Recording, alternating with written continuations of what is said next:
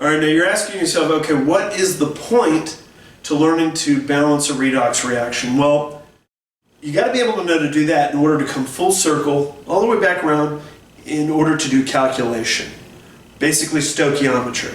So that's what we're going to practice. We're just going to do two very quick questions. I believe they both occur within an acidic solution. So here's our first reaction.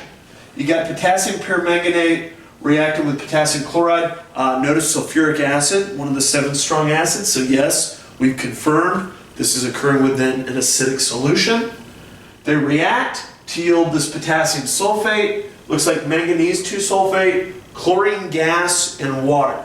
So the question says, what mass of gas would form from the reaction of 100 grams of potassium permanganate? So we're starting with this, 100 grams, and we want to know what